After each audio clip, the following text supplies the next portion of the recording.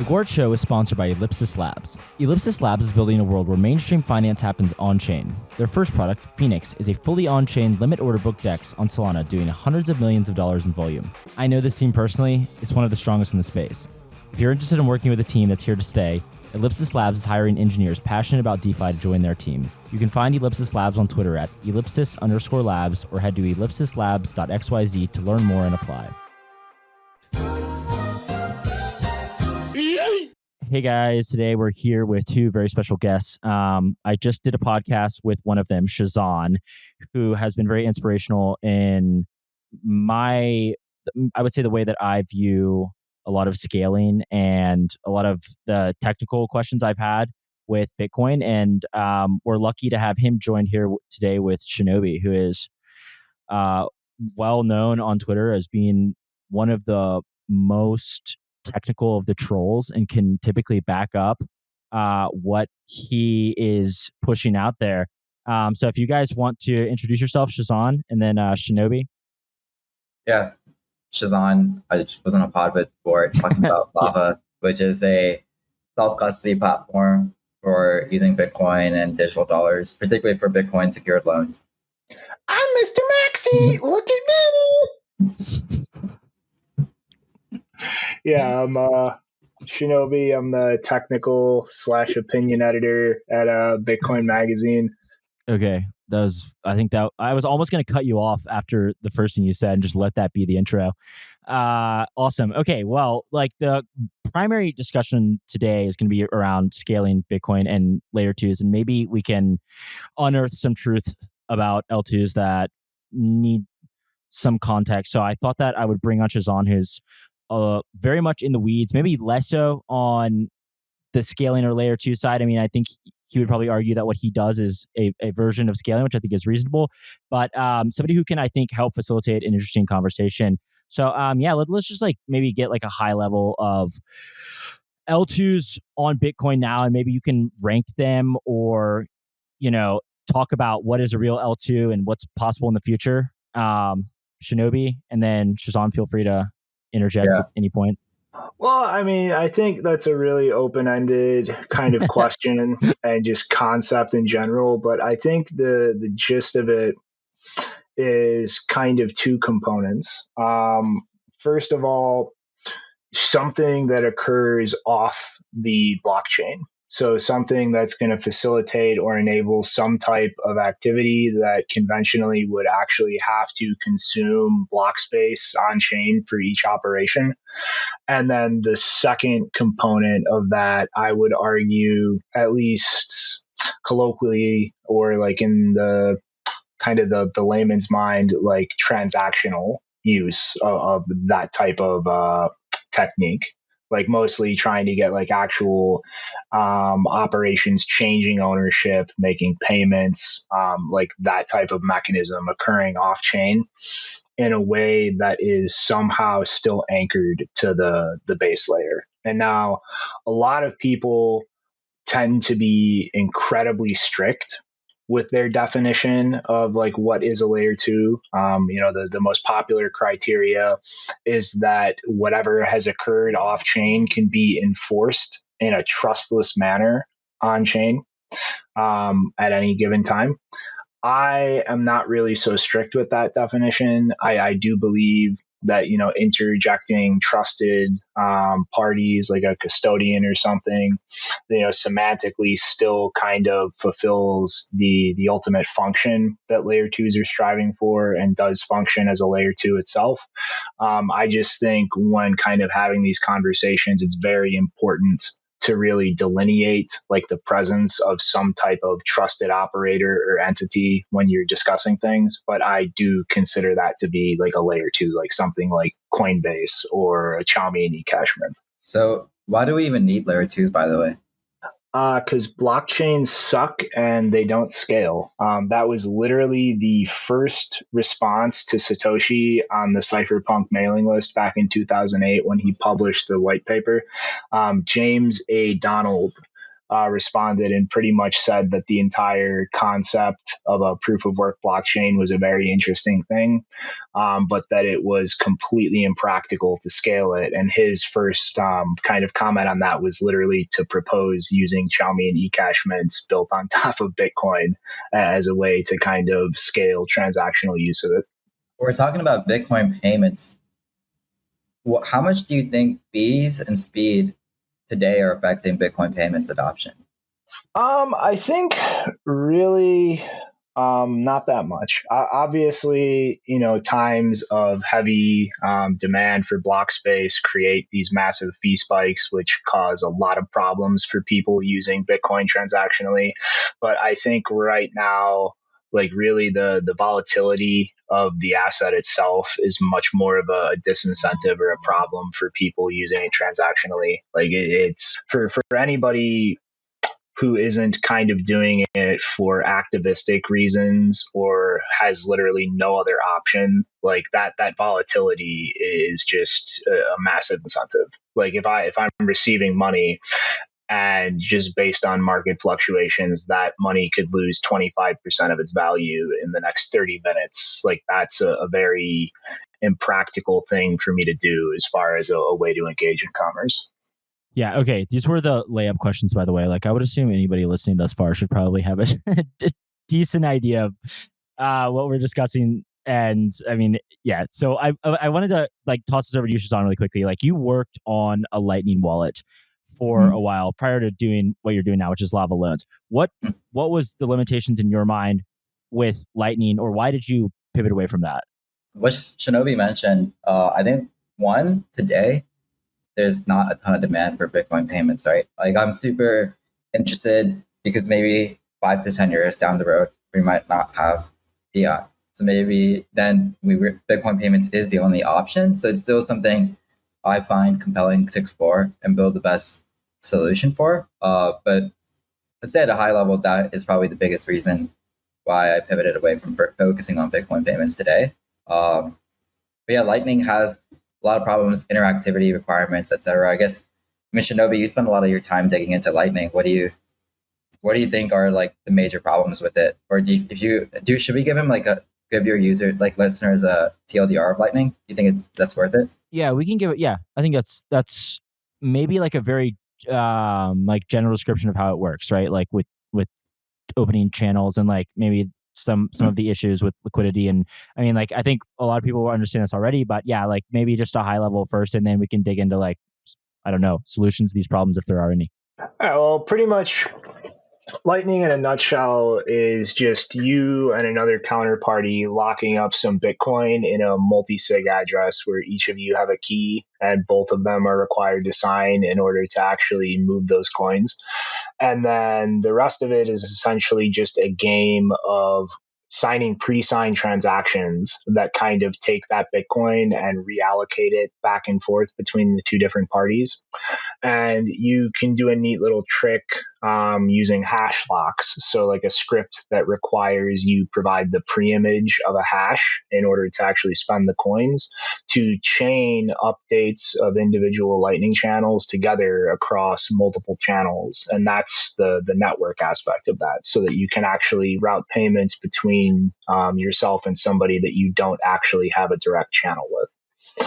Now, kind of the problem with that is from a conventional payments point of view, like if I want to pay you for a coffee, I just hand you money and then I walk away. With how payment channels work, you can't do that, because when you open that channel by funding that multi-sig address, there's only so much money in it. And when payments move back and forth in that channel, it can only use the money available like to actually process a payment. So like if you put one Bitcoin in a channel and it's split between the two parties, either one of those parties can only send or receive half a Bitcoin, because in order to make that payment, like what is currently in control of the other person in the channel has to essentially move to your side by making a new pre-signed transaction. And so this is just not very it doesn't map to how conventional payment systems work in the legacy world and kind of the user experience people are used to. Now, as far as what I Lightning, I think it can be a workable payment solution for power users, people who are willing to kind of deal with that massive difference in how it works functionally compared to something like Visa or MasterCard, and just get used to those differences and deal with the complexity that entails. But for your average person, and I've kind of felt this way for like the last 5 years now, or so, like I don't think it will ever be a practical payment solution in its current form. I think for most people, the role that Lightning will fall into is just essentially being a extension of the blockchain settlement mechanism. It will just be a way for other things like eCash mints or custodians like Coinbase to essentially just clear payments like across those different service providers in a much faster way without the counterparty risk that would entail like just kind of waiting and like eventually settling debits and credits amongst each other. So I know there's a lot of like this like narrative going around that Lightning was a failed experiment. What do you think about that? I think that's kind of hogwash. If that's the argument people are making, then Bitcoin was a failed experiment. Like it was originally conceptualized as just this blockchain that everybody would directly make payments on, and that itself would scale to kind of service the world as a money and a payment mechanism. And as we all know now, except for a few people still deluding themselves due to a crazy Australian scammer, that's just not possible. But it's still here. It's still a massively useful system and protocol that people can gain an enormous amount of value from using. I see Lightning in the exact same way. Like it probably doesn't have that good of a chance in terms of succeeding at what it was originally conceptualized to do. But I see nothing but success in its future as far as being put to use in other ways that were not like the original retail payment mechanism that it was seen as. Yeah, I want to ask you, there's been like some recent development on Lightning that have brought various attempts at stable coins and alternative assets. Do you view this as like a boon to Lightning development? Like, is this encouraging to you in your mind, like Taproot assets? And then, I mean, there's like a number of different, teams working on this, but like, is this something that can bring liquidity to Lightning, or is it still like, is this, you can just go from there actually, then I'll follow up. I mean, I am not a fan of these types of things at all. I really don't like stable coins in general. Sorry, he's getting a little thirsty. But yeah, I see them as kind of an extension or a lifeline for the US dollar system. They're a vehicle to essentially build up demand for US treasuries in a world where our allies and enemies are kind of looking for the door and no longer want to hold our bags and prop up our ability to just export our inflation to the rest of the world. And I think they're a poisonous thing that's kind of like a cancer or a virus on Bitcoin in the way that people are conceptualizing their use or their place in this ecosystem. Now, that said, I do think they solve a very important problem, the volatility problem that we discussed a little earlier, as far as like why people are not using Bitcoin as a payments tool. But I don't think that creating this tokenized wrapper for US treasuries is the only way to accomplish that. Like just, kind of using like Bitcoin collateralized derivatives. Like I think you can accomplish the exact same thing. Like, DLCs, which you use in Lava to actually facilitate the stablecoin loans. that the platform is built for. That same exact mechanism can be used to make a contract for difference where Bitcoin is the only asset involved. Like if I want to have a stabilized dollar value, I can simply enter into that derivative contract with a counterparty who wants to long Bitcoin, and I can short it. And I don't care if Bitcoin goes up anyway, and I wind up with less and less Bitcoin that I'm able to claim in that contract, because all I care about is maintaining that dollar value. And they'll be very happy in order to to kind of make the extra Bitcoin off of that. And then vice versa, like the risk on their end is if Bitcoin does go down, I'm the one who winds up with more Bitcoin, and they take the risk of that loss. But I do not believe there will be any shortage of people who want to go long Bitcoin. And as long as a market like that can maintain liquidity so that as current position holders are liquidated and run out of collateral, there are other parties willing to step in and, take the other side of the position I'm in. Like that type of mechanism can, meet the stated goal of giving the end user who just wants to make payments that stable dollar value without having to create this kind of Frankenstein machine that at the end of the day is just propping up the treasury market and kind of giving a second life to this legacy system that we're all here to try and escape at the end of the day. Okay, Shehzan, I'm gonna give you a chance to respond to that. But first, I want to just ask a quick question. Shinobi, and you can just, you can make this however long you want to respond, but like, do you feel that doing this on Lightning is preferable to doing this on the base layer? Like, just if you had to create some spectrum of it is better to push stables, for example, to Lightning if they're going to be built, than doing it on the base layer. And then Shehzan, you're welcome to chime in with sort of your maybe counter opinion with regards to stablecoins.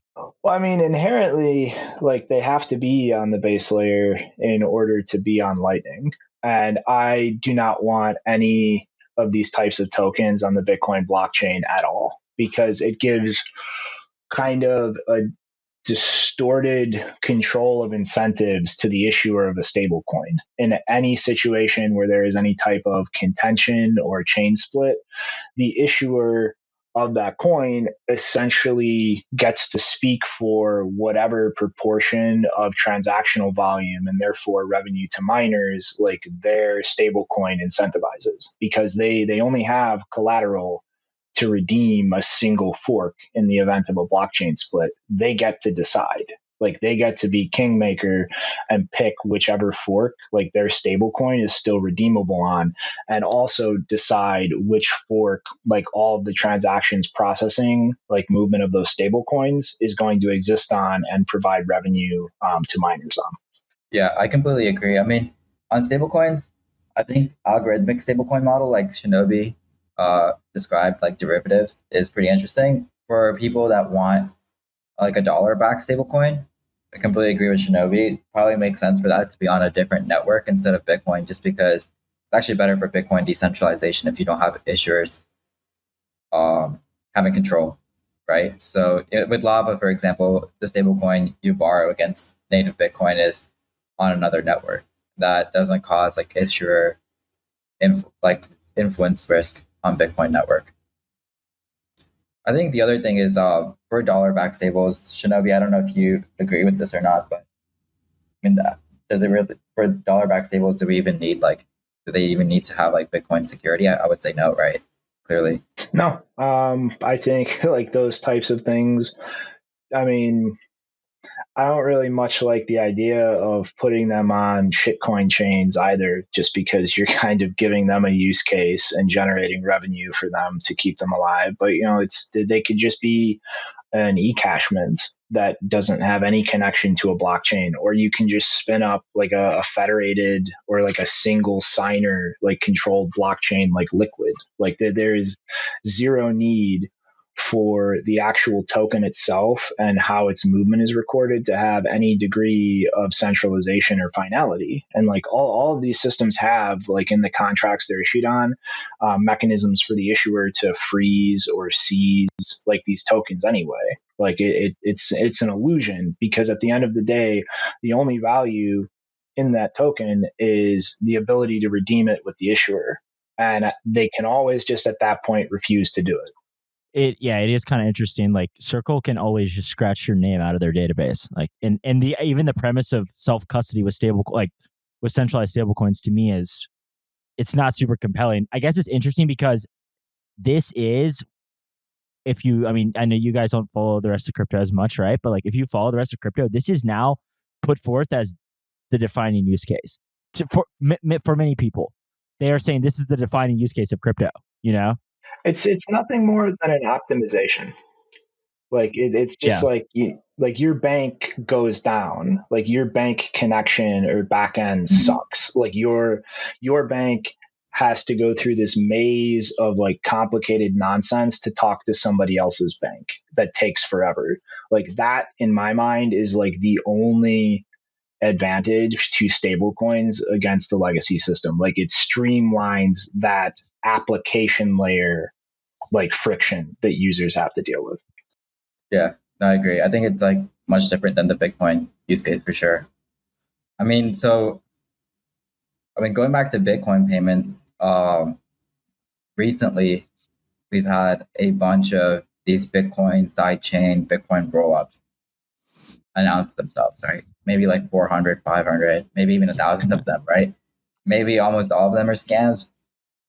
Maybe some of them aren't. Shinobi, what do you think about these like new Bitcoin layer projects in the context? Okay, wait. Let's maybe like just because I feel like this is overarchingly broad, and I've done nothing but ask overarchingly broad questions. Let's start with like rollups in general. Shinobi, go thoughts. Well, there's a handful of them that are in engineering teams actually building things.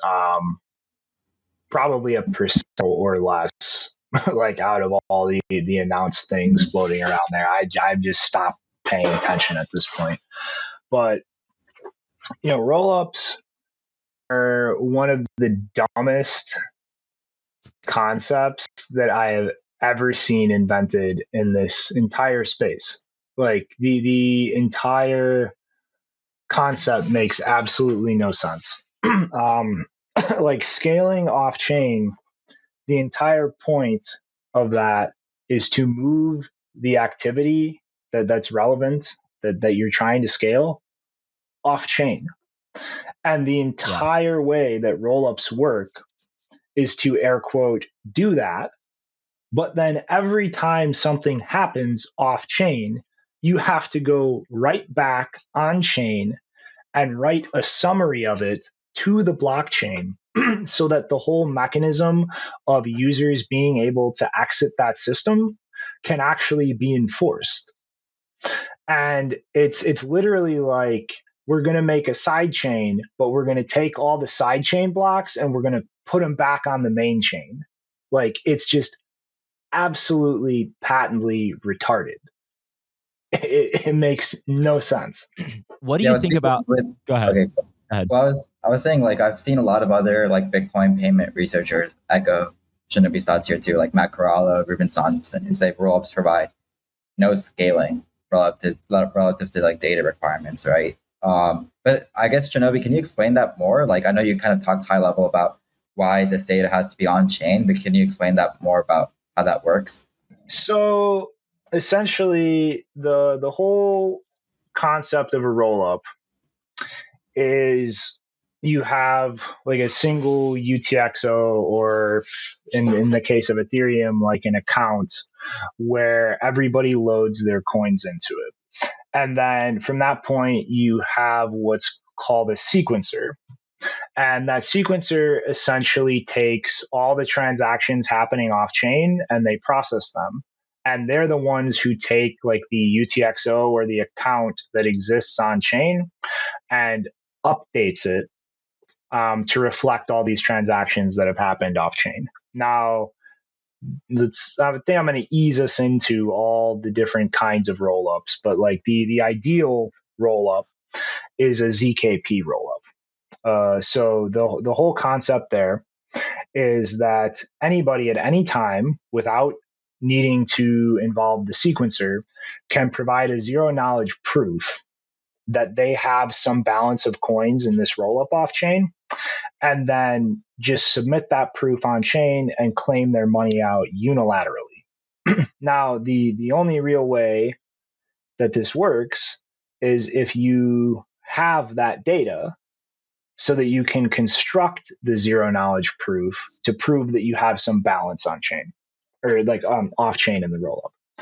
And now how a ZKP rollup works is it puts this data on chain every time that the balances on the rollup change to guarantee that every user of the rollup will always be able to access that data, that proof to pull their money out. If they want to get out, if the sequencer had some reason to hold their money hostage or try to stop them from leaving. And now that's where like the full retard comes in of we're going to make the side chain, but we're going to put the side chain blocks on the main chain. Now, the only way out of that is to not put that data on chain. But then you create this kind of existential question. Why? Well, how do you guarantee that data is available to the users? How do you guarantee that that sequencer who's processing the updates of the rollups doesn't just withhold it from them? And remember, like that data is absolutely necessary for the user to construct that zero knowledge proof so that they can exit the rollup unilaterally without the help of the sequencer. For So ZK rollups, you have to put the data on chain though, because the chain has to verify the proof. I think optimistic rollups are the only ones where you can even put the data off. Well, chain. I mean, it's in the reality of like all these different types of things, like you can compose the different pieces how you want. But like the general broad stroke is like the data is on chain or it's not on chain. And in the case that it's not, like, is that really trustless? Because like how is that fundamentally different than a custodian? Yeah. If by simply refusing to give a user the data they need to exit the system when they want, they can no longer exit the system. And when you combine that with the reality that that sequencer can change the state of the system, like you kind of get into this like area of like, okay, what's going on? And so you have a choice of, we either do this stupidly inefficient, unscalable thing where all of the off-chain data has to get compressed and put on the main chain to guarantee that this is actually a trustless system, or you make it not trustless. And that's kind of, in my mind, the binary dilemma here when you're discussing rollups. Thanks for listening to The Gwart Show on the Blockspace Podcast Network. Subscribe to our newsletter at blockspace.media to get the show directly to your inbox. Show links, transcripts, and Bitcoin articles twice per week. Stay ahead of the conversation by visiting blockspace.media. Yeah. Let me just ask like a high-level question. Why do you think that this has nerd sniped so many people? Like, I mean, in other crypto ecosystems, this is the end game. Like, this is the end game for scaling, which we can also talk about whether or not all of us would define this truly as scaling. But what about ZK rollups, right? Like, we saw Eric Wall kind of get pulled into this, and he at times has spoken very optimistically about ZK rollups. Where do you think that this has just captivated people, and why there's so much effort being put into this? Because people get discouraged by hard problems, and like the only actual practical like demonstrated scaling solution is Lightning right now. Yeah. And it has those liquidity problems where like how much money you can receive is limited by how much like funds are in a channel that are not under your control already. And that's an inefficiency, because in order to be able to receive that money, somebody has to have locked it into this channel where the only real value that it can provide is allowing you to receive it. And that is a difficult, counterintuitive problem. Like, you know, in the abstract, like what Lightning is a routing network. And routing is a very well understood, long solved problem in computer science in the context of just moving packets of data. But when you introduce that liquidity constraint of you can only route where that liquidity is available to move the money along in the direction that you want it to go, and it has to be like the correct amount has to be available along the entire path that you want to take for that to be a valid route for your payment to go through. It's a very difficult problem that makes this question of routing, very different in terms of a problem to solve than just conventionally moving data packets around. And I feel like a lot of people, because that is a difficult problem, have just gotten frustrated, have just written Lightning off as a dead end, and so immediately glom on to something like Rollups because it does not have that type of big, academic problem to solve. But rollups seem like, okay, so there's some rollup, like you talked about ZK rollups. I don't think the ZK rollups are really possible today on Bitcoin at the very least, right? And honestly, like some of the mechanisms people are using to build rollups today seem even more complicated than Lightning in many ways, right? Like, can you explain like what people are generally trying to build today on Bitcoin using rollups? Well, really all that's possible right now are things using BitVM. And so I guess really the quick summary of BitVM is kind of taking any type of challenge, any type of computation and turning it into a challenge response protocol. So like at the end of the day, all computers are just built around little logic gates that effectively just do something to ones and zeros as an input and produce an output of ones and zeros. And Robin Linus kind of realized that with what's available in Bitcoin script, we can actually enforce one of those types of logic gates, a NAND gate, in Bitcoin script itself, where you can actually input a one or a zero and another one or a zero, and then assert like whether the output is a zero or a one. And you can actually have Bitcoin script enforce that is, the correct output of that single logic gate. And if it's not correct, that script will fail to execute and like your transaction is not valid. Now, the problem with that is you can only have it validate a single gate. And so the trick that he came up with is if you construct a script emulating this logic gate, each input and then the output can have two hash locks. So two separate hashes tied to each of them.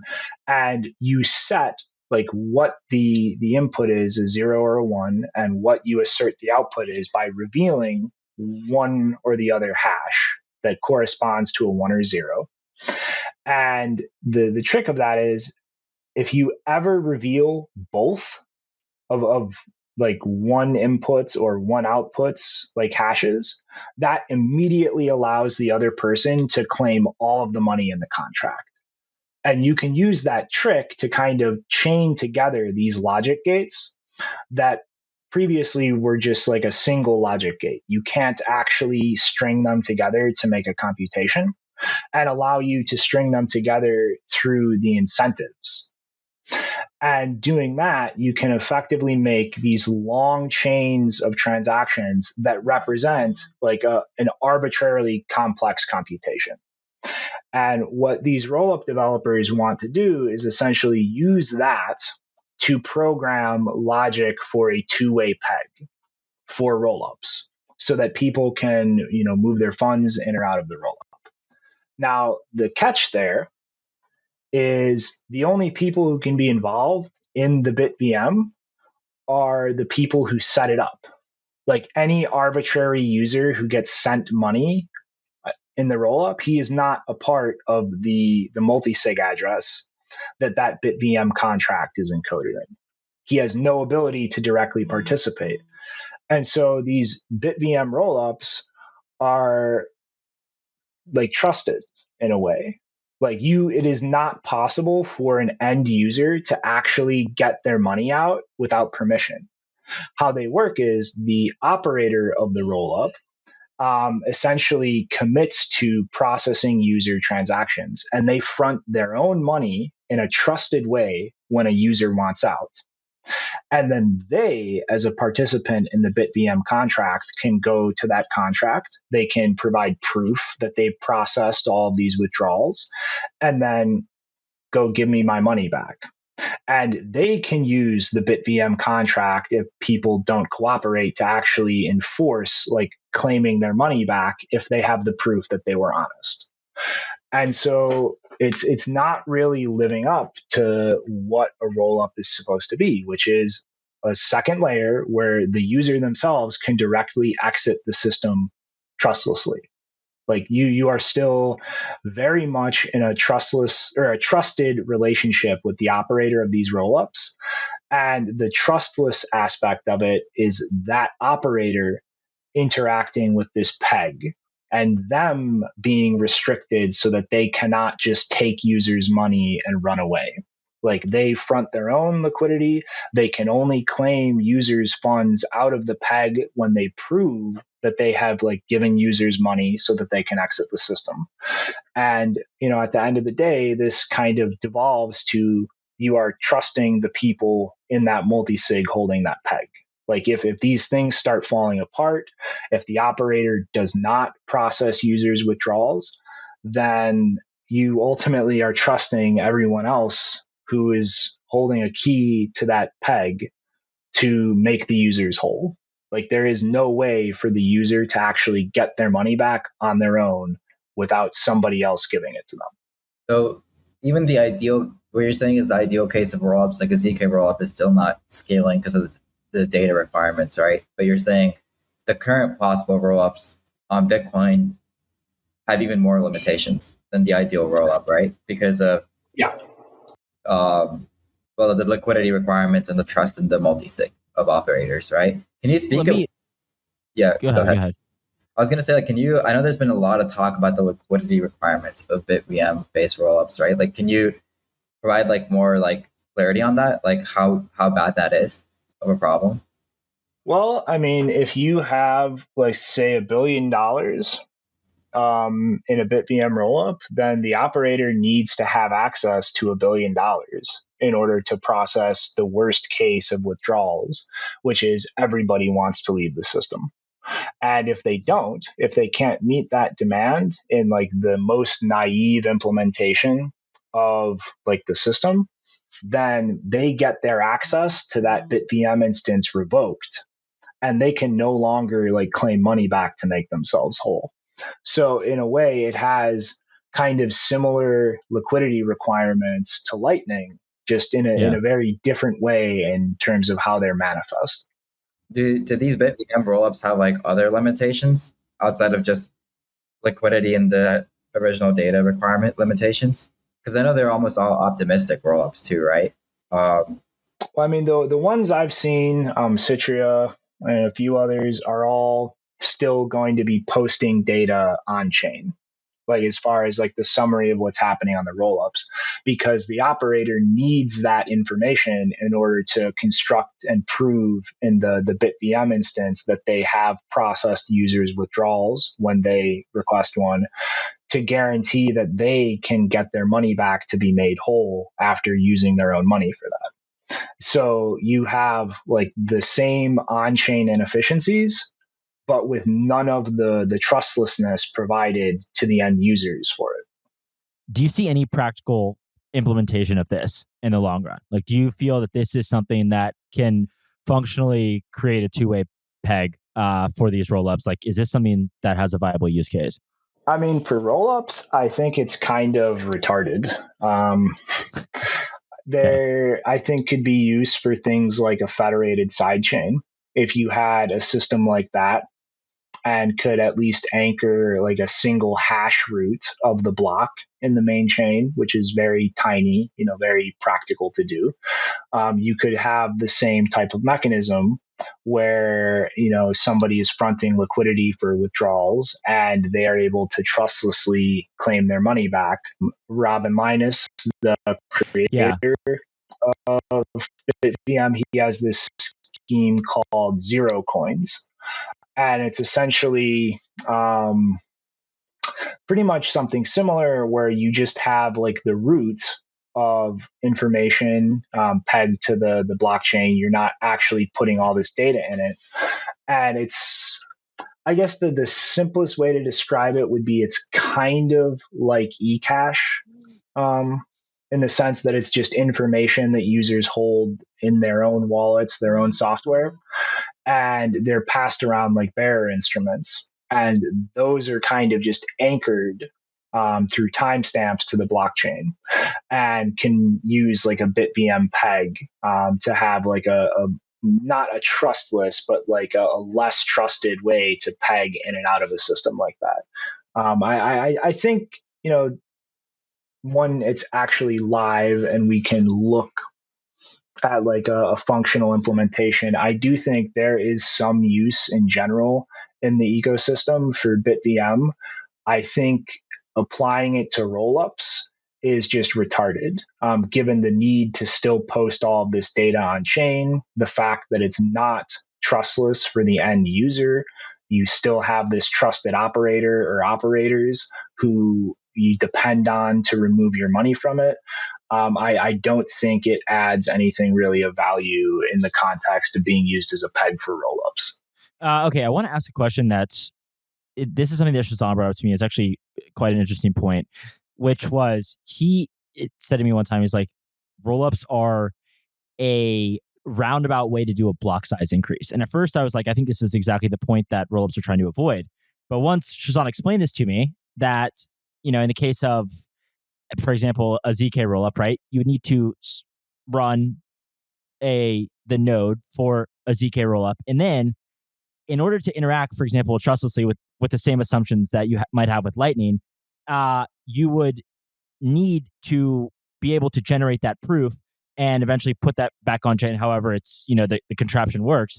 But the main point I think he was making was like, look, in reality, like this is probably more difficult than just, and not to say that I'm by any means pushing for a block size increase. I'm just pointing out that like this is actually maybe more complicated and require more user, hardware requirements or whatever, versus just increasing the block size. So it's kind of like a roundabout way. And it's interesting in the context of scaling, because like we're sitting here talking about, potential changes or opcodes or whatever it may be to Bitcoin. And it's like, are we going to, implement some type of opcode that really is just like a roundabout way to do a block size increase? Shinobi, what are your thoughts on that, like, train of thought? And then, Shehzan, feel free to respond. Well, I mean, I don't think looking at it as a block size increase is kind of the right conceptualization, because it's more like an extension, because you ultimately can only get so much extra room out of it, because you still have to put all of this data on the main chain and fit it within the current block size. Like there's only so far you can compress that and so much you can gain from it. So I kind of get what you're saying, but I just think it's a bad conceptualization, because it's not just a straightforward increase. It's more just like compressing things. Yeah, it's like a compression, but if you look at Ethereum, I think they I don't know, they have Ethereum roll. So I see recently that they're talking a lot about just increasing the block size, right? Because it seems like they build the level of compression that they can do with summarizing the account state and putting that on the main blockchain, right? And so now they're just trying to talk about increasing the block size. And I think that's what like Ruben Thompson kind of talks about, is these rollups, they don't really ultimately solve the data limitations of blockchains, right?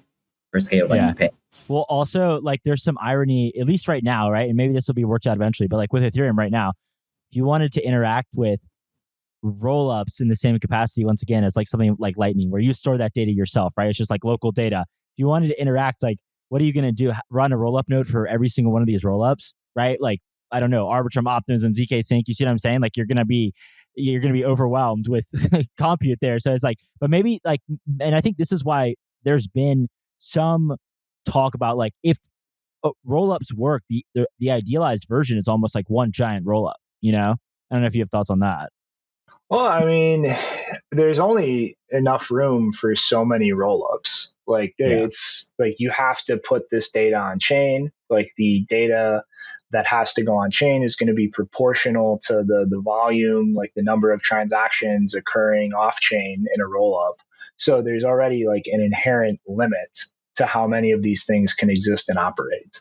Like whereas like Lightning, like you can open a channel and like as long as things don't go wrong and you have to close it on chain, like that the use of that channel is not limited in the same way. Like you can use it as many times as you want, as you can get use out of it.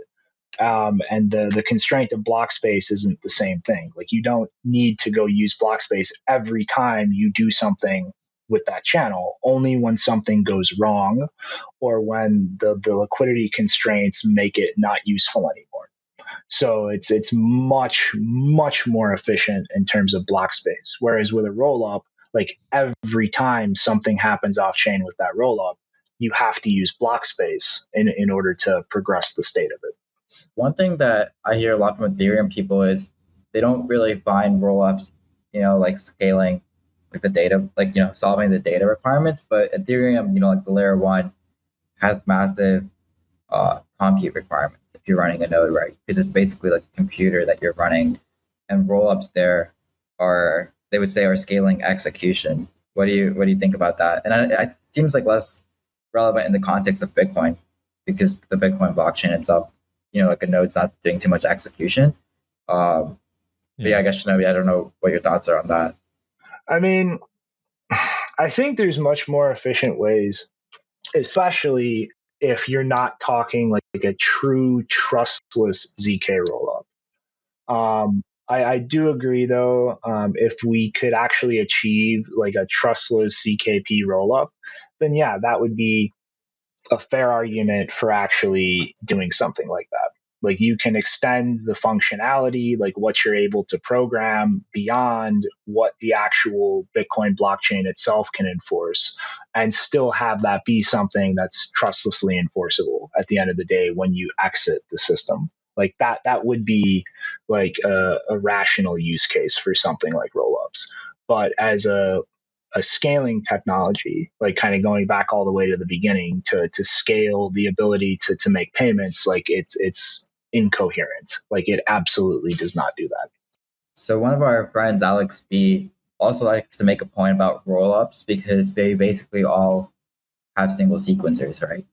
The idea is like single sequencers create massive like centralization around who runs the sequencer, right?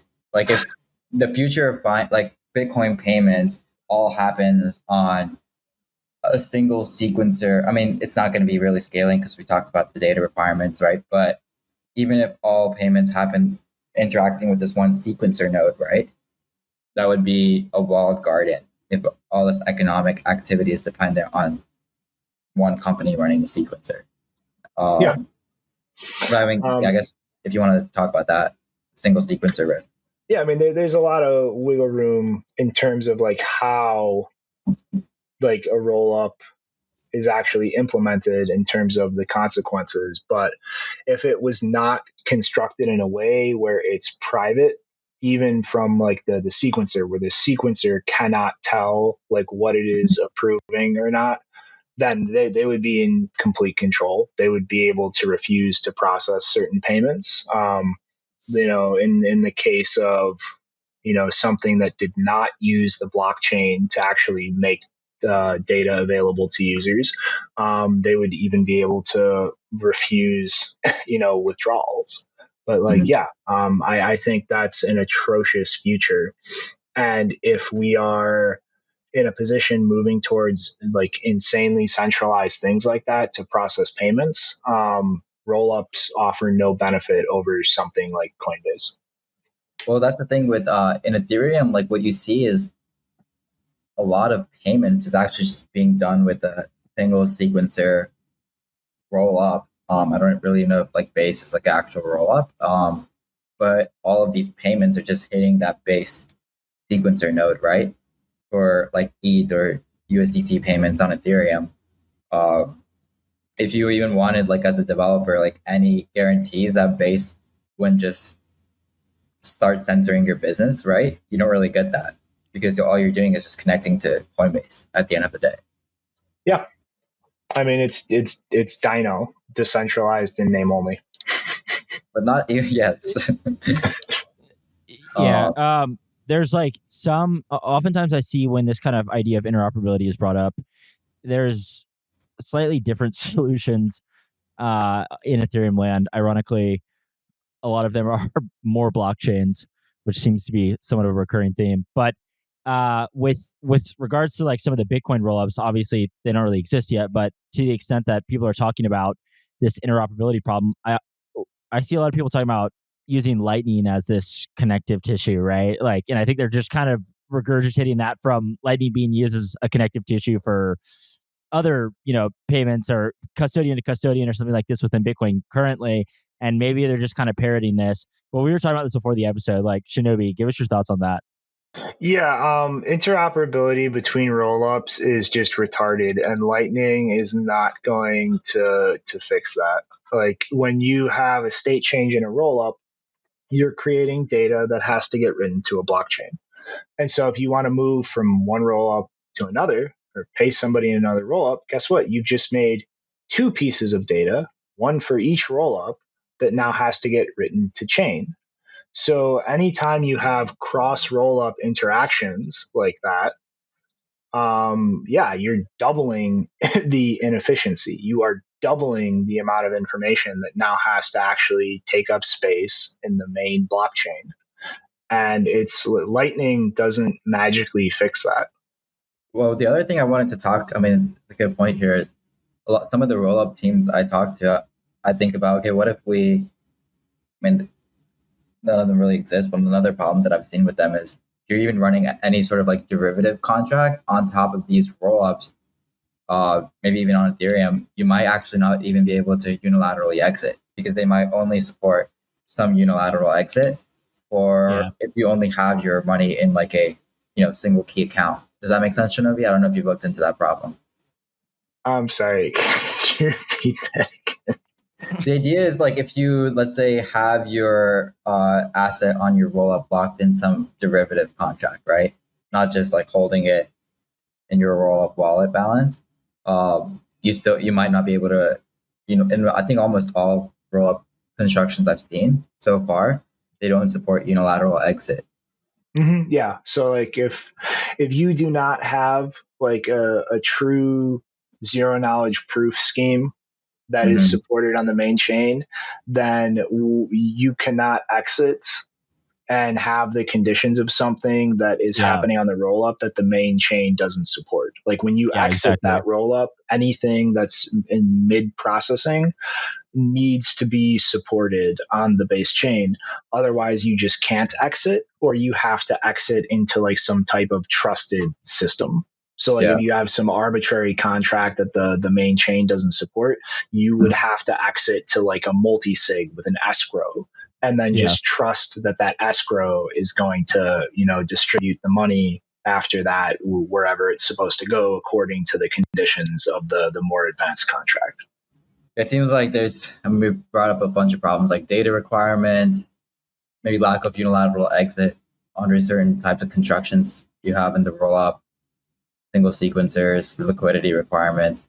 One other thing I wanted to bring up, I don't know, Shinobi, if you've looked into too much, is like actually like bug risk in a zero knowledge rollup. I know we don't have zero knowledge rollups possible today on Bitcoin, but even in Ethereum, a lot of ZK rollup developers are really concerned about bug risk, and just like how the bridge contract works. Something like the Solana guys bring up a lot is that a lot of them, these rollups will have to do formal verification before they could even remove upgrade authority. If you've looked into that risk at all for ZK rollups in particular. Well, that really, like, the mechanisms for zero knowledge proofs themselves are kind of over my head. But like what I can do is kind of break those types of risks into two categories. Either an implementation error or like an actual fundamental flaw in a proof scheme itself. If there was an actual fundamental flaw in a proof scheme, then yeah, that would be a disaster. And if there was no like override multi-sig or something like that, then people would be screwed. But as far as an implementation error, I would hope if we actually implemented something on Bitcoin for ZKP verification that we would audit that thoroughly enough to ensure the implementation was correct before adding that to Bitcoin. Yeah, I mean, I think that maybe the point that Shehzan is getting at, or I'll extend the point he's getting at, is that, and there is to my knowledge, a single true rollup on Ethereum that is Fuel V1, I want to say. An optimistic roll, but no one uses it. I'm not even sure. Yeah, there's like, I think there's like, I saw something yesterday that said there's like literally $8 in value locked on it. So I don't know if this is like such a good example, but I think the point maybe that you're sort of making is that, in a sense, like if there is like a catastrophic bug and there's a tremendous amount of money on one of these L2s, like now we get into like some interesting fork discussions, right? And I think this is maybe the point, which is that like I don't know if it's feasible really to ever remove a multi-sig or some type of setup from these rollups. I don't know if you have an opinion on that. I mean, especially if a ton of money gets locked in these things, right? Yeah. I mean, I guess my opinion is that the way I've seen it is there's like this idealistic view of rollups that we're talking about, right? That we maybe formally verified them. We really audit the implementation of it. But even then, we run into issues like single sequencers or data requirements that don't really contribute to scaling. But in practice, I think almost every rollup I've seen is just a multi-sig that doesn't have any proof scheme, doesn't post their data on the blockchain. It's just basically calling itself a rollup, right, to track users and for regulatory arbitrage. Yeah, I mean, the ones on Ethereum, for what it's worth, do have fraud proofs, and do all of them do? Or I know a lot of I don't know which ones. I mean, I know Optimism does. I think they just turned it off though, which is a little bit of a bizarre concept, you know. But yeah, I think most of them have some type of multi-sig upgradability. Yeah, they have like instant upgradability, right? So, yeah. Okay, let's pivot a little bit. Shinobi, what is your read? You can go either literally or figuratively on CATVM. I mean, it's just like it's like these BitVM rollups, except that users do have the ability to exit unilaterally. It would still require like a single operator in order to actually not be something you can like DOS and like stop from progressing forward. And there's also some concerns, I think, around like the system being able to progress forward when users withdraw. Like if a user unilaterally withdraws, like it takes that UTXO that is functioning as the peg and it kind of freezes it during this challenge response procedure, finalizing the withdrawal. Like because when I propose, like, I want my money back and I start that, there's a time window where anybody can come along and kind of prove, like, no, like, you already took your money out. Like, here's proof of that. Like, we're like reversing this withdrawal attempt. And like during that, how can the system progress forward, like updating changes to balances off chain? So I think it's an improvement versus like a BitVM peg insofar as it allows users to exit without permission. But I think it's not something that's free of problems itself. Is CATVM implementable today on Bitcoin with no.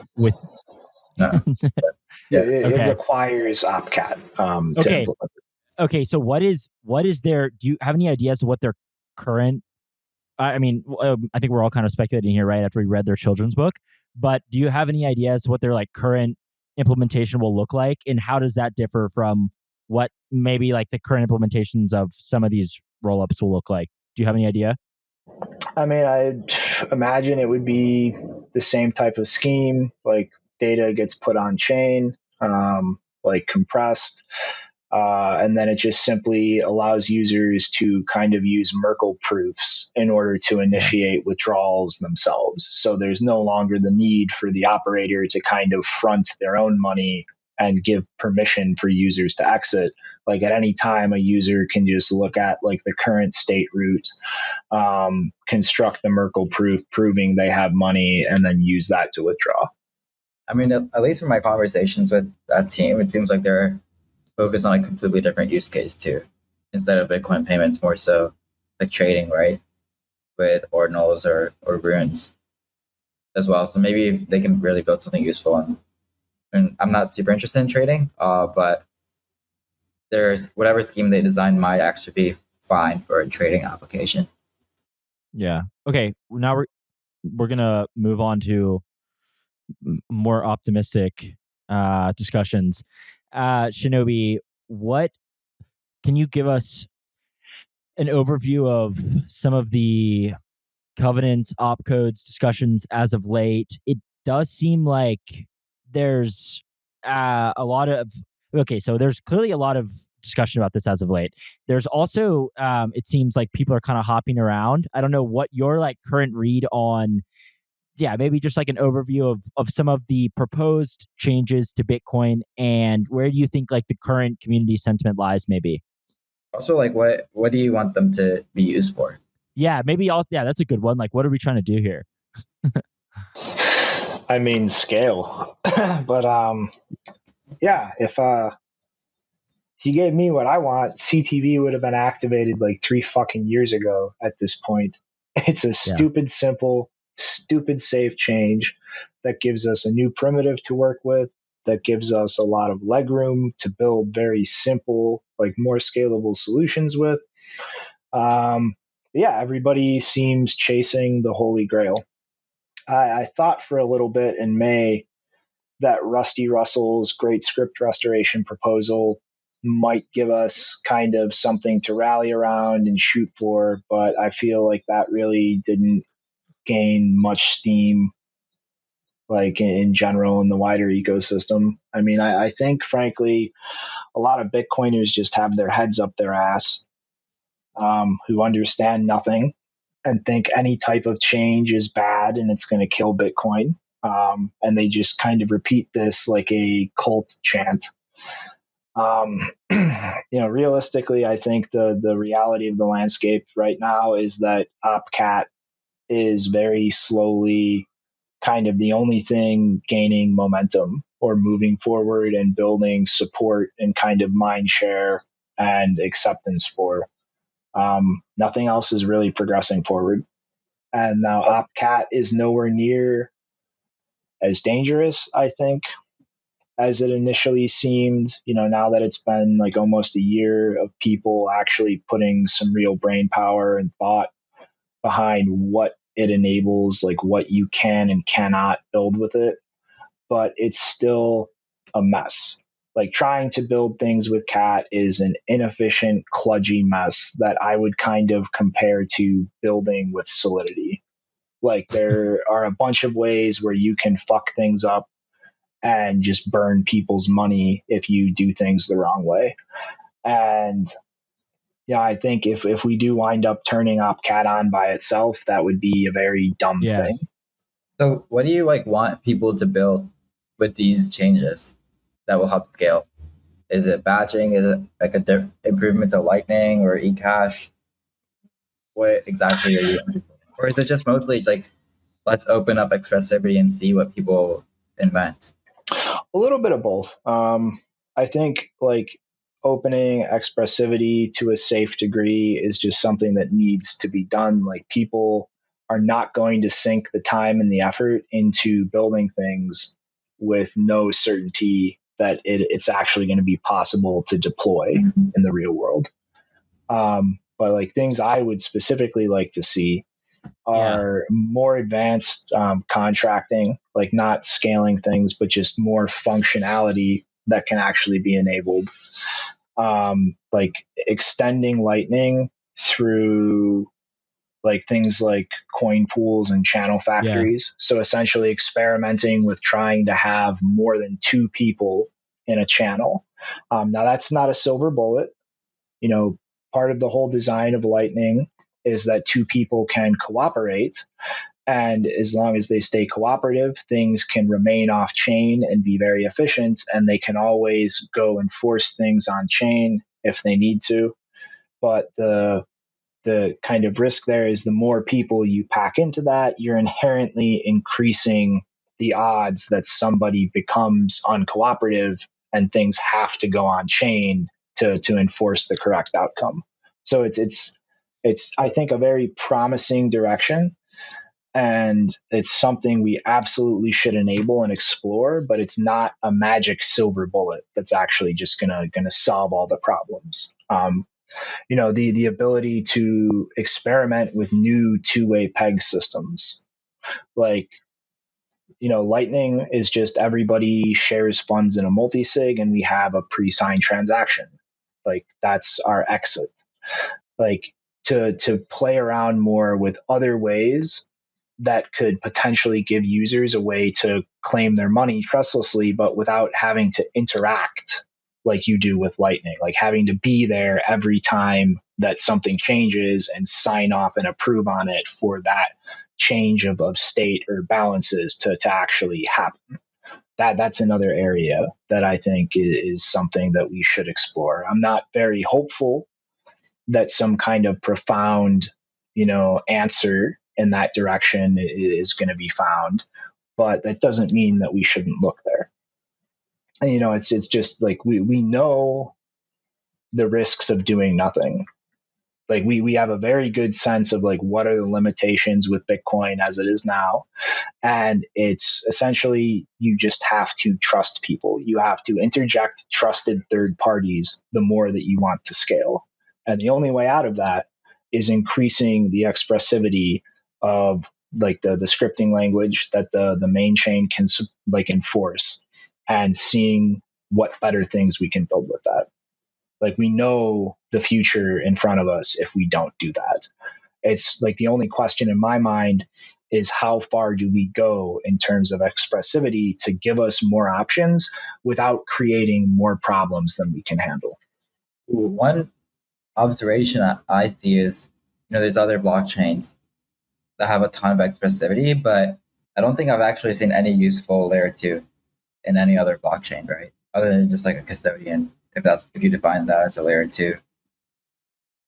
Do you think that Bitcoin will have something like cool and useful just because people care about it more? Or why do you think like Bitcoin, if we enable expressivity, will find something useful when these other blockchains, the main scaling that has at least had some users is just block size increase, right?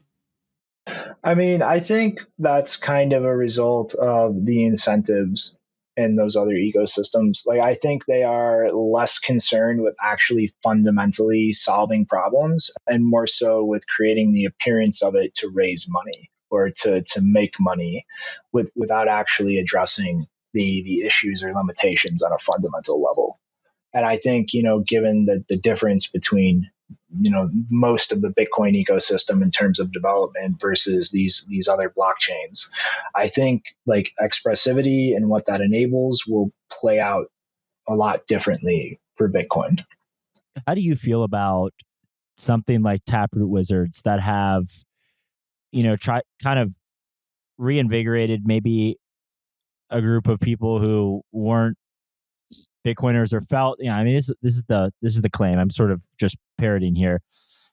Who felt maybe left out by the Bitcoin ecosystem. How do you feel about companies coming and building and then, pushing something like Upcat? Not to say this is bad, but I want to get your personal kind of ideological view on that. I mean, Bitcoin is an open system. Anybody can use it. Anybody can come here and build on it or propose something for it. Like that's how it is. Like the only risk, and I think people shouldn't lose sight of this, is like supporting or changing things just because of narratives rather than actual sound logic or like empirical demonstrations of real value or utility that can be added. But I don't think that that risk is somehow special or like only present because it's like the shitcoiners or the wizards or NFT people. Like that's just always an omnipresent risk. Yeah. I think I think Minnie would agree with that. And I mean, to be clear, I wasn't asking that because I had any personal biases. I was just curious. Prior to Taproot Wizards, like long people have claimed that Blockstream has had outsized influence, and I just wanted to hear kind of like a concise answer. That was good. Can you talk to us a little bit about ARK? Like, what is ARK, maybe, and like, what are your thoughts on what we're seeing there? So, how to put this simply? ARK, I would say, is kind of like a proto channel factory, but it doesn't use payment channels, and it still requires kind of a centralized operator. And so, like, what it effectively does is it uses this thing called an ATLC, or an anchor, I think, time lock contract. And it just has one UTXO on chain and a bunch of pre-signed transactions that kind of fan out to a bunch of different UTXOs. And each of them is a 2 of 2 multisig, where one of them is you, whoever owns that virtual UTXO, and the ARK operator. And kind of the trick is, like, you can sign off on transferring that to somebody with no liquidity requirements to receive it, like for the user to have liquidity receiving it.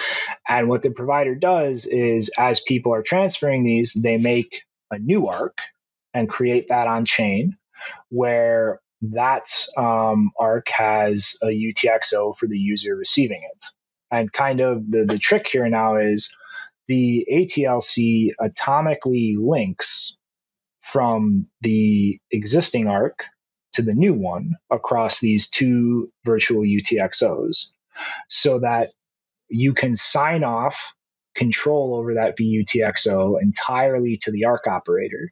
And then in the new one, they create one giving it to the user receiving funds. And the operator has to front the liquidity for that. And so the trick is, like, the ARK operator cannot claim and like actually unilaterally take control of the one that you sign over to them, unless the one it creates, like for the receiver, exists. Like, there is an input in the claim transaction that is part of this new ARK, and that actually has to exist. Otherwise, the transaction where they claim the UTXO from the old one is invalid.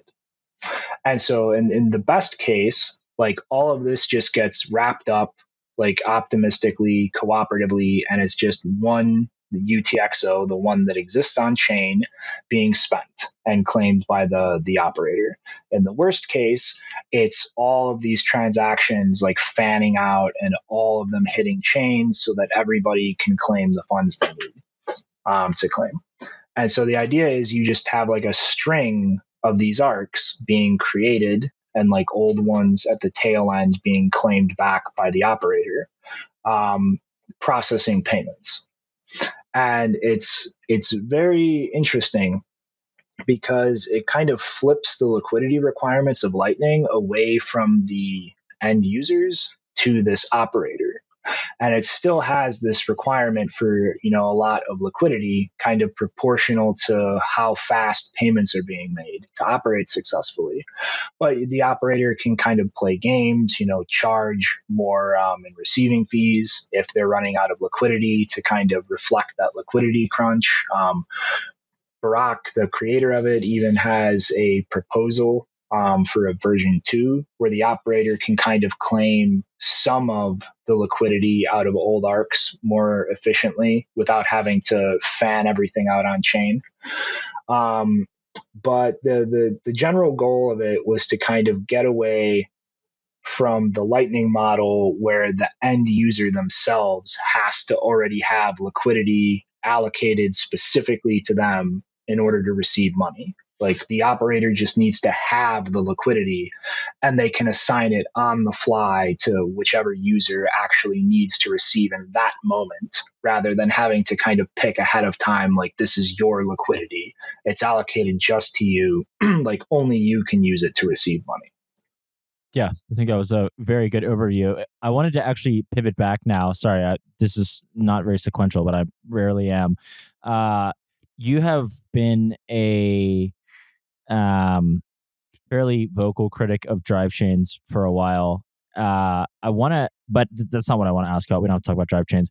What I wanted to ask about was MEV. I know Shehzan has some views as well, but like, is there anything that really concerns you with regards to MEV on the layer one, or introducing expressivity and in subsequently an increase in MEV and the effect on Bitcoin here?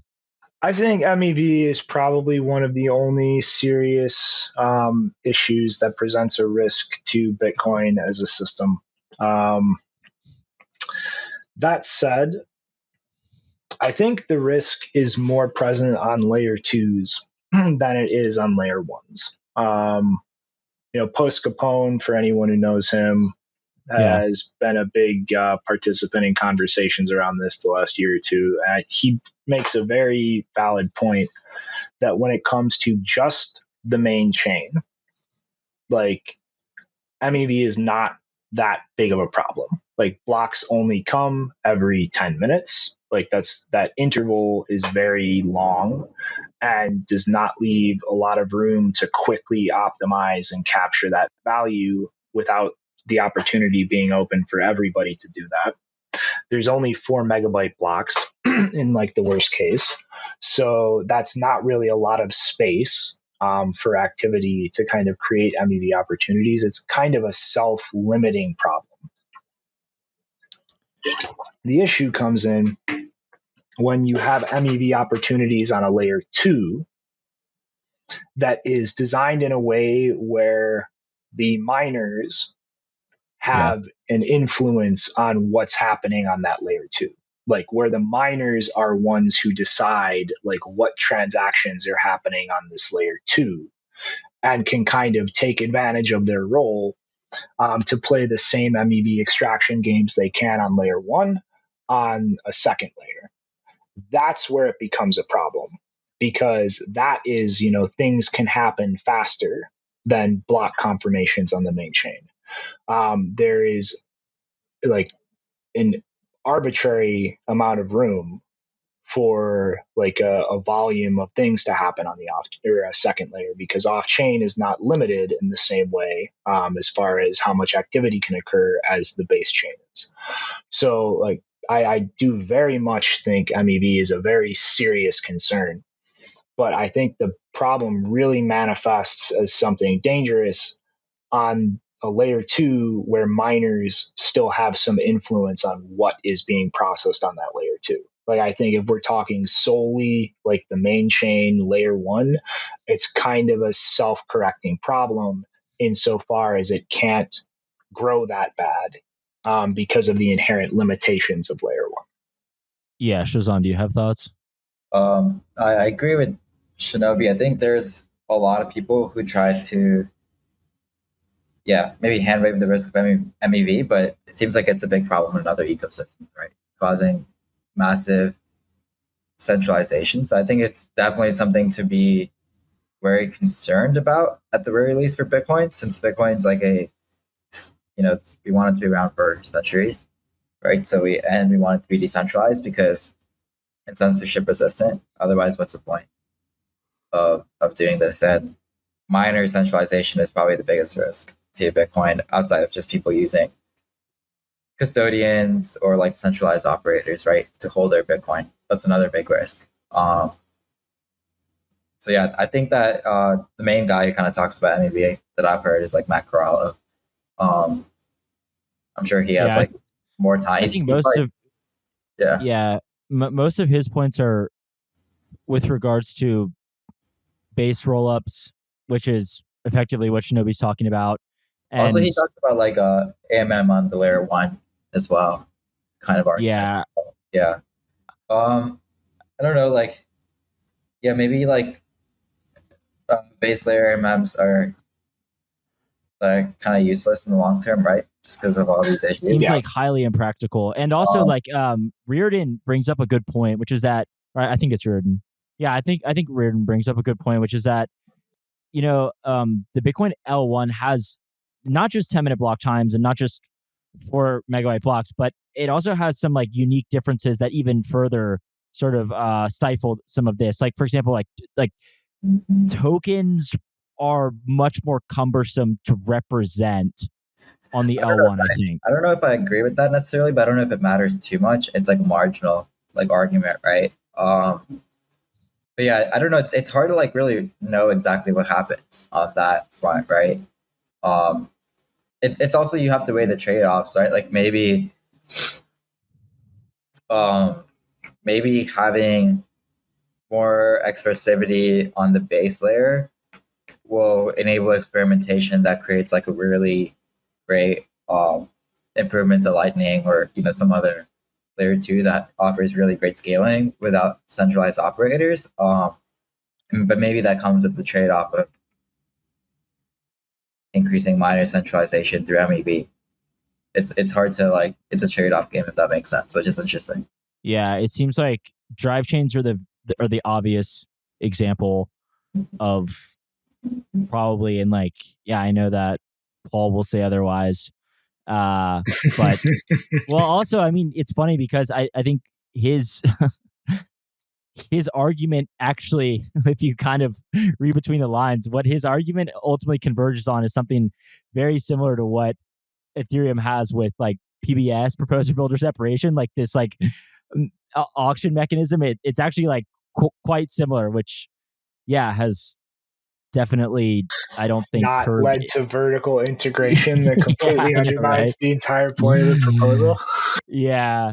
So, but like outside of drive chains, what other, I mean, just like, are you seeing, because I don't think rollups really, what versions of rollups, like non-base rollups or other L2s, do you see this causing a lot of problems? Like, for example, I'll just throw some out there. Can CATVM, represent like introduction of pernicious MEV, if you will? That depends on how the sequencing model works.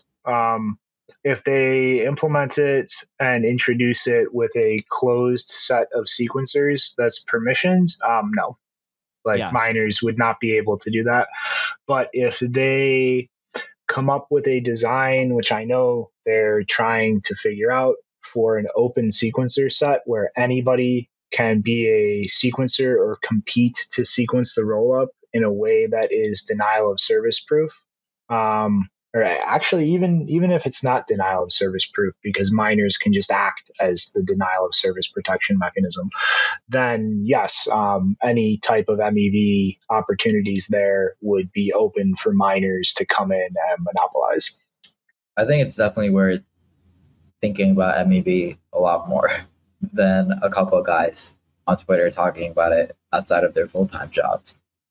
Yeah, definitely. And it's, there's definitely a lot of research that's been done in the Ethereum space on MEV. I think that is very valuable to look at. But on the flip side, like the account model versus the UTXO model creates a lot of fundamental differences. So there are going to be like questions not answered by that research on Ethereum, and then also, some research that is applicable or valuable for Ethereum that's just not going to apply to a UTXO based system like Bitcoin. Another thing I wanted to ask, just once again, kind of hopping back, but you said that you thought that OpCat seemed to be really the only proposal or change that has garnered any semblance of consensus. I don't know if I'm putting words in your mouth, but Shehzan maybe is like less in agreement on that.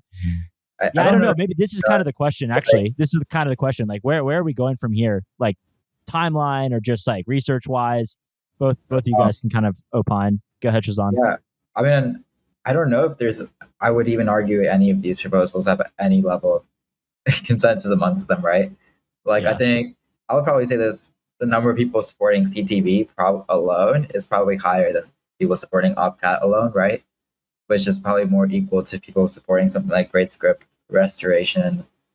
I know someone who's writing like a really fleshed out like research analysis on this right now, like Steve Lee. So that'll be interesting to see. He's kind of looking at what has consensus and the dynamics of like proposal changes. So that'll be interesting. Yeah, I think that the one proposal for Bitcoin that's not really relevant to scaling Bitcoin payments, that has probably the most consensus is the Great Consensus Cleanup right now. Yeah. I mean, just anecdotally amongst developers, I think, you might be right about the cleanup, but like in the wider ecosystem, it's CAT. Like I'm somebody who's been screaming for CTV for years. And it's just there is a degree of support and openness for CAT that has never existed for CTV. There are developers, there are product builders, miners, like just general users, all in alignment around CAT. And that's just to a degree that has never existed for something simple like CTV. And I think the reality of it is just that it's more flexible, it's more applicable to numerous different things, whereas all the other proposals floating around are more narrowly tailored to enable or improve like more specific projects or possible things that could be built. And I think that's kind of part of the problem why none of these proposals have really garnered any momentum or gathered steam. It's just like it's enough to get a few people on board and go, this helps my thing. But there are a lot more things that it doesn't help or doesn't really do anything useful for, or there's a more optimal, efficient way for it to help some other thing. And so people gravitate over to that, and then the whole process repeats itself. Whereas with CAT, it's not really the most efficient at anything. Everybody is kind of equally like, there's a better way to do what I want to do with this, but it does, bring utility for just about everything. I think, yeah, it's hard to speculate. I've heard different things. Technically, I'm not really like against CAT, or I'm not necessarily, I haven't made up my mind on any covenant proposal, what I support or not. I think it's pretty good that we don't have to figure all this stuff out tomorrow, because it doesn't seem like it's going to be like, as we talked about in the beginning of the podcast, there's not like most likely going to be like a significant increased demand for Bitcoin payments tomorrow, but it's definitely good for us to probably be ready for it when it happens. Yeah, I wanted to ask though, like in terms of not asking either one of you to project a timeline, but more so there's kind of maybe some sentiment that the more adoption Bitcoin gets, right? Like we have these ETFs now, like the clock is ticking. I don't know if that's right or not, but I have at least seen this on Twitter, and the longer we stagnate, if you will, once again, you don't have to necessarily agree that we're stagnating, but the longer that we stay in our current place, the harder it may be to change. Shinobi, do you feel this way? Like, do you feel that if we don't try something, that it will soon be too late to try anything? Yeah, I really think that the larger we grow, the more actors, the more holders there are in the ecosystem, like the more difficult it's going to be to coordinate these types of things. And that's kind of my general thinking on why ossification is even a concept that makes coherent sense. Like it's just kind of a natural byproduct of that growth and the increasing diversity of interests and conflicts amongst them of all the different people in the ecosystem. Yeah. Okay. Well, I think we've covered a lot. I wanted to ask you one last question, and then I know you had a non-technical wild card you wanted to bring up, but Shinobi, and also Shehzan, after, I want to ask you, like, just of the various things we've talked about, or maybe we didn't talk about, but like, what is really interesting to you right now? Scaling, expressivity, whatever it may be. Like, is there anything that's really captivated your attention right now? I mean, really, at the moment, eCash is really the only thing that I see kind of progressing and experimenting at like a rapid pace. Rollups are not interesting at all. They're a dead end. Lightning, while there is a lot of work on improving it, it's become a lot slower in terms of progression pace than it was a few years ago. It's really just eCash. Like everything is kind of settling down into like doing the work and solving the problems. Like it's just not as much room for kind of wild, crazy new things that never were thought of before to really be practical or come into the picture. Yeah, what do you say to people? I'm sure you've talked about this, but like, what is your thought on people who kind of say that eCash is just a return to, custodianship or whatever? Like, do you think that this can maybe also, do you think this can scale? Is this something that we'll be using, in your opinion? Yes, it's not ideal. It's Yeah. custodial, but I think it solves a lot of the last minute or last mile problems and liquidity problems of Lightning. Like rather than having each user have to deal with those issues on their own, like you can have groups of users making use of a single eCashment, kind of pool those problems together as a group and solve them more efficiently.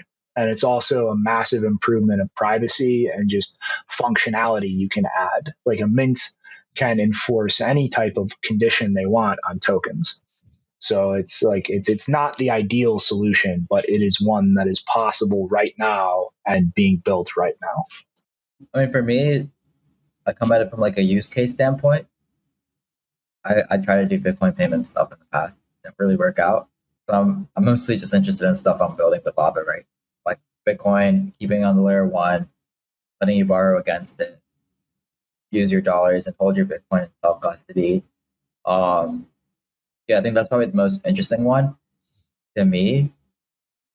I think in terms of Bitcoin payments, I echo Shinobi's comments. Yeah, rollups clearly aren't the solution for scaling Bitcoin payments. Don't really scale. Lightning has a lot of issues that I'm not sure will be resolved. Yeah, custodians can be, maybe it's okay to scale with custodians and people like have like their majority of their money in self custody, right? And maybe they like do custodial, use like maybe like 1 month of their spending at, like in a custodial wallet, like eCash wallet or whatever custodial wallet they want to do. It's like I can't really build that because I don't want to like go through the process of all the regulatory mess and operating a custodian. So I'm like less interested in that, but it could be fine. Like maybe that's a fine enough use case for Bitcoin payments, right? And if so, yeah, I think that's like okay. For now, I think also it's just important to keep Bitcoin secure. I think the people that work on core do a lot of good work as well that I find pretty interesting to follow. Yeah. Okay. Shinobi, non-technical diatribe. Run it. So I recently made the comment that I no longer think that Austrian economics is the most correct school of economics. Yeah, I saw this. My thinking on economics in general is that there is no such thing as like a correct school. Like it is a social science, it's a soft science, it is not a hard science. It is inherently impossible for economics to be that. Well, I have been reading a lot lately about this concept by what's his name? Herman E. Daly, called ecological economics. And it's pretty much building out of classical economics, except the entire concept is rooted in recognizing that human economy is not a closed loop system. It is a subsystem of kind of the natural ecology of the planet. And that kind of presents limits on growth. Like you cannot have a subsystem of like a broader global closed system grow beyond the bounds of that like main system that it is a subsystem of. And the entire kind of school of ecological economics is just looking through kind of a classical economics lens at markets and the human economy, like through that recognition. And it's, I think, way more logical and comprehensive of a way of economic thinking than like the Austrians put things to.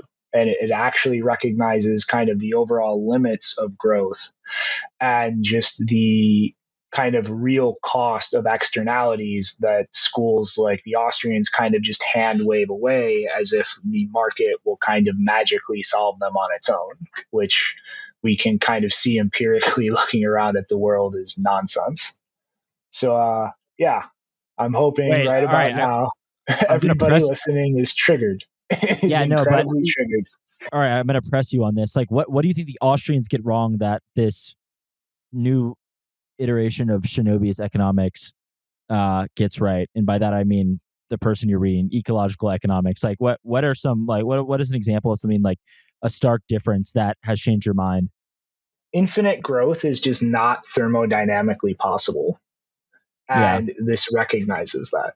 Like you cannot just hand wave away like the data economy, information economy, the information age, and just pretend like growth will continue ad infinitum. Like even those things, those abstract things, are rooted in physical things, like the machines we're on right now, the servers facilitating this podcast we're recording that consume energy, that have a footprint in the real world, a thermodynamic cost. Like it is not possible under the laws of physics. And every school of economics pretends like growth can just continue forever. Like ecological economics recognizes that's just an inherently absurd. It's ridiculous. It does not reflect reality. And it tries to kind of take the classical economics like way of just looking at markets and kind of fit that into the reality that the human economy is a subset of like the natural ecology, and it can only exist insofar as that natural ecology will support it to exist.